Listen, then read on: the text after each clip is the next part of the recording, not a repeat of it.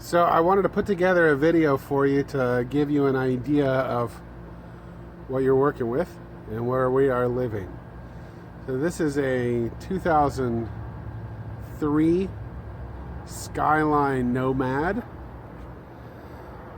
It had a little sign, and I'll show you the sign up here, but there's a rip right here in the side. I don't know what happened to it. This was before we got it, because when we got it, it was covered over by another sign that I'll show you. So here's the back of the trailer, and then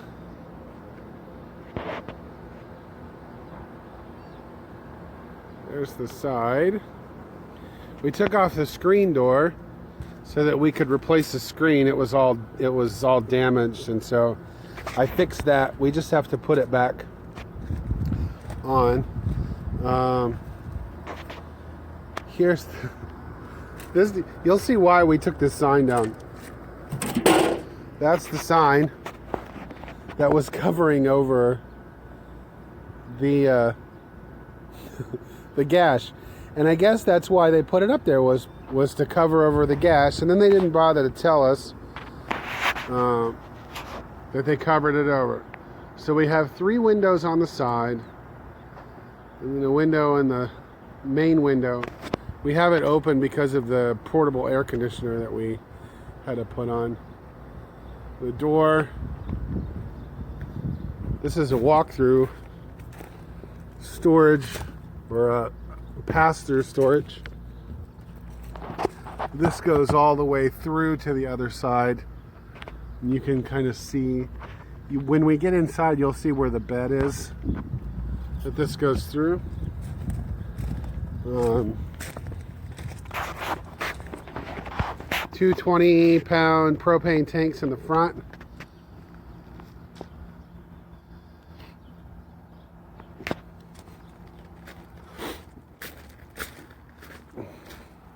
Here's the other end of that pass-through that goes into the other side.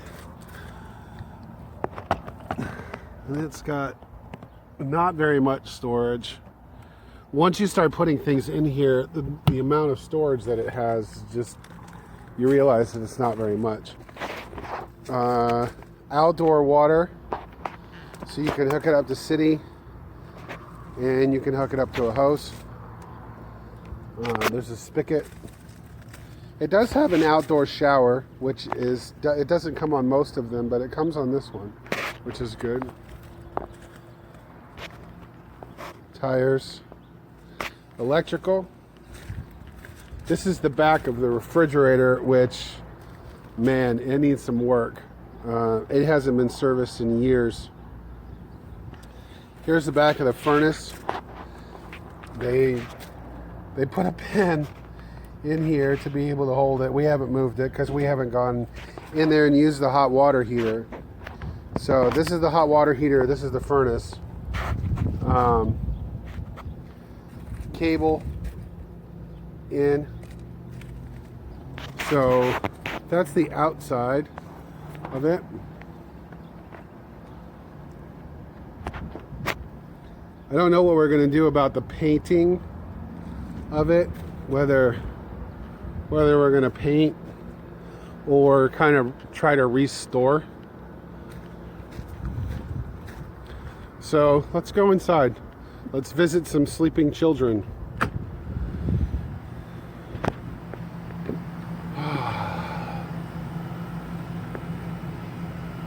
Cat number 1. That's Cinder. Hi, Cinder. There's Joseph sleeping on his bunk, which is a jackknife sofa. Say good morning. Morning. What are you doing? Taking a video for your grandmothers, both of them. Oh. So here is the kitchen. Most of this stuff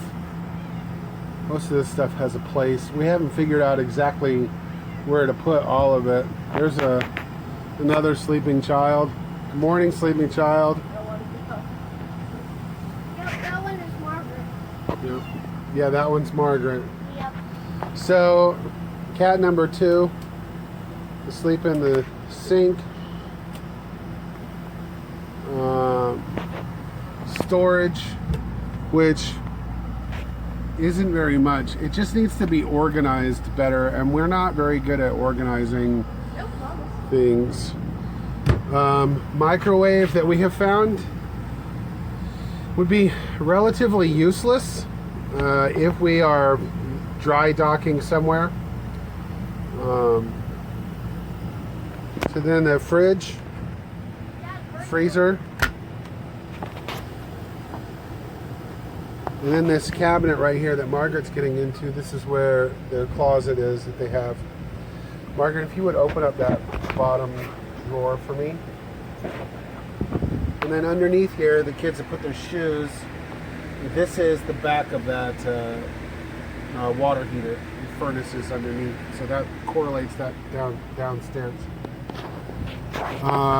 This was a triple bunk, but because Joseph can't get up on the top, then that would mean James is on the top. But James is so tall that he felt like he was being smothered in there. So we just ended up using the top bunk for storage, and it's Margaret organized it a while ago, but it's gotten kind of messy again. All my hard work is ruined. Margaret's bunk is here. James's bunk is there. You can see a foot. All right, move past me.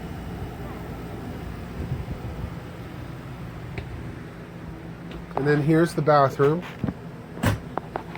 We want to put in a composting toilet, so that way we don't have to worry about having a black water tank. We can double the capacity of our gray water tank. So that's one of the things that we would really like to do. Here's the cat box. This is the bathtub, and then shower. It's just really dated and faded, and the seals around the bathtub are not. You can see there's a gap. It hasn't been caulked at all. We have no idea what kind of water damage is behind there, if there is any. We're using it as a cat box holder until we can figure out something different. So what I was kind of hoping is that we could have a wet bathroom, which is it's a wet toilet, where you put the toilet in the bathtub and then you close it off, so that then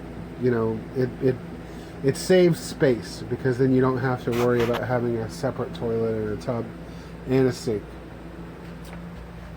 So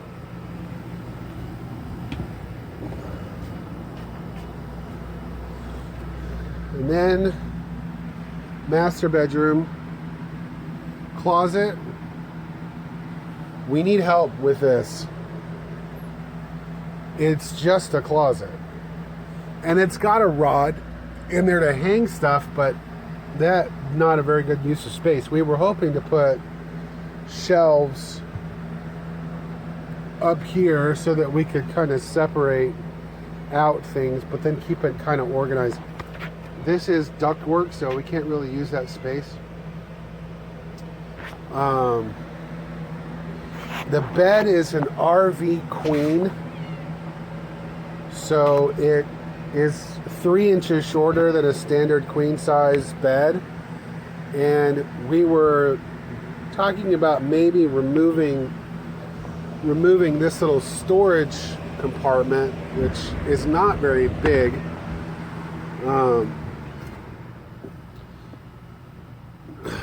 so that we could put a regular queen size bed, because there's this extra space underneath, and so you could put a regular queen size bed here, but you'd have to lose that cabinet. So we have a couple of windows. Window treatments are horrible. The cats like to mess with these blinds. So we're trying to figure out a different way. And I think this is the wall that Michelle was talking about, putting that mural that has all the blues on it, and then working our way around from there. So we were also talking about maybe being able to shorten this up by 2 or 3 inches. This is a standard size. This is standard size twin bed when it's converted with all of the extra stuff. So that can be moved around, but we were hoping that we could shorten it up by 3 inches, because what we want to do is we want to put a shoe rack here along this ride. That way everybody, when they come in, they can put their shoes up here. We could also put it on this side, but then that kind of cuts off the entry into the bedroom. I want to rotate the bed around, but I'm not sure we're going to be able to do that. The reason I want to do that is because the way that it's configured now is Michelle sleeps on this side and I sleep on that side, and I have to crawl over her to get out. If we did it the other way, because normally I used to sleep on the left side of the bed and she would sleep on the right, but she's kind of claustrophobic more than I am, and then she would have to crawl over me. And so we were thinking at the time when we did this that I was having to go to work at 5:45, so it would just be easier for me to crawl over her than for her to crawl over me. This jackknife sofa, we were talking about, this is where Michelle was talking about extending this counter space to here to house a chest freezer. If we did that, then we would have some countertop space. But as you can see now, we have none. We have no prep space at all. All we can do is take this cutting board and cover up the stove or cover up the sink. But there's no way to be able to utilize the sink and the stove and to be able to do anything else. So we were thinking about taking out this jackknife sofa, extending the counter, putting this here, and then being able to have like a chair / table here that maybe is rotatable.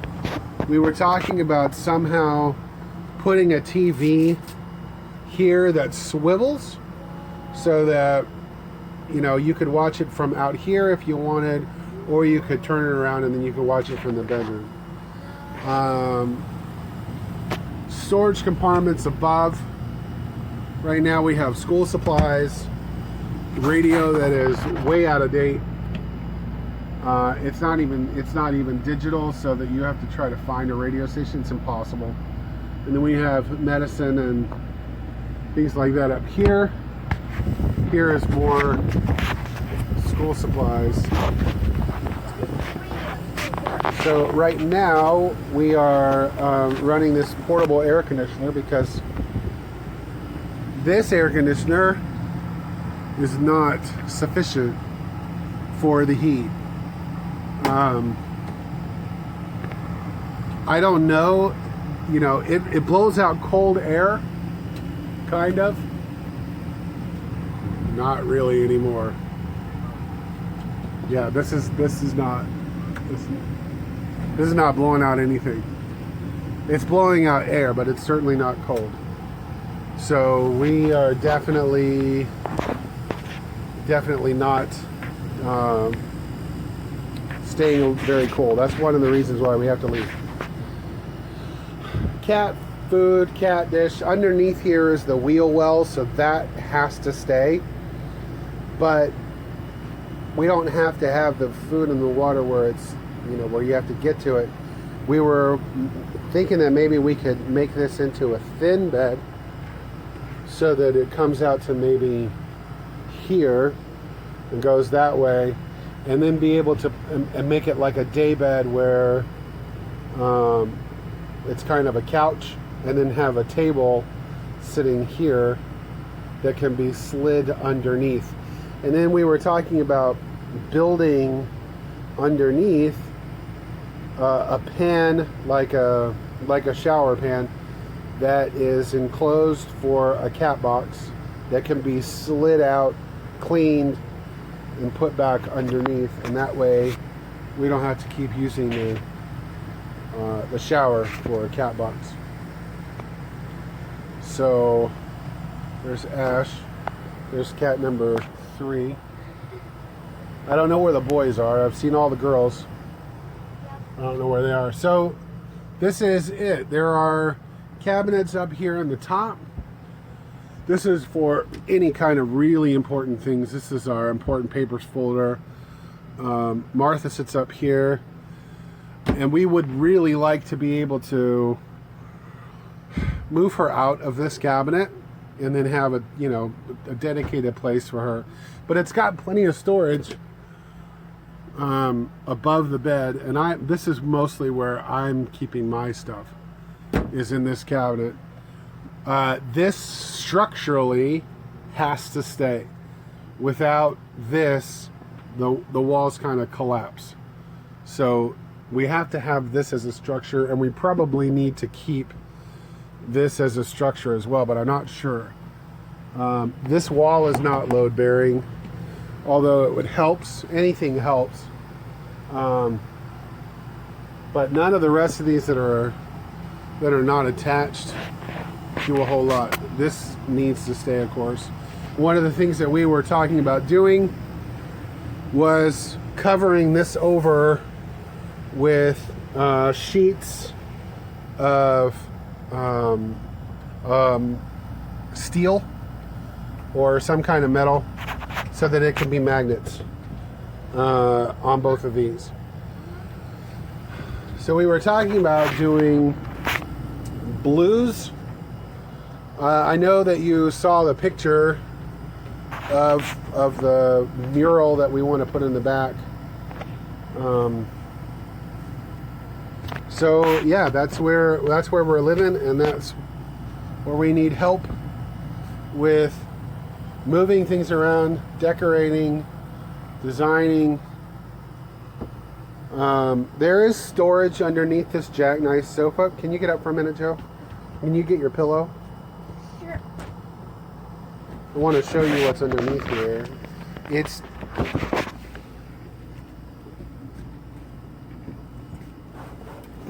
It's not a whole lot of room. I mean, it has some storage, and we're using it for some storage. It's mostly the cats. The cats, there's one right there. Hi, cat. The cats like to come up under here and kind of get out of the way and sleep. I think it's cooler under there. So,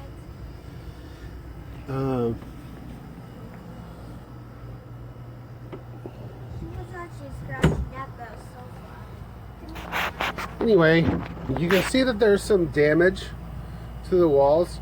This peel and stick wallpaper, they just put right directly over this veneer wood. And when you try to remove it, it doesn't come off. You can see where the previous owners, there was a crown molding, or there's some kind of chair rail that went all the way around. You can see where they tried to take it off. And when they tried to take it off, it either left the glue behind, you can see it just kind of comes off, or it exposes the wood. So it goes all the way around the whole thing. We were thinking about just painting and making it like a lightest blue color. The kind of color that's in that mural, the lighter color of the mural. And then painting the cabinets either, I don't know, darker, or neither one of us are design people. And neither one of us are interior decorating people, so we're not very good at that kind of stuff. And all of us are actually wondering what it would look like if it was fully renovated. Like fully renovated. We are. So we're gonna see what it looks like after you're done looking through it. So hopefully you can get a better idea of what you're working with. And I don't know. I know that you have the talent and you have the eye to be able to make this place extraordinary. So we're looking forward. What? And feel like home. And feel like home. So that's kind of our requirements. Something that looks nice and feels like home. Can't wait to see you. We'll see you in a few days. We love you very much. Yep, bye. Bye.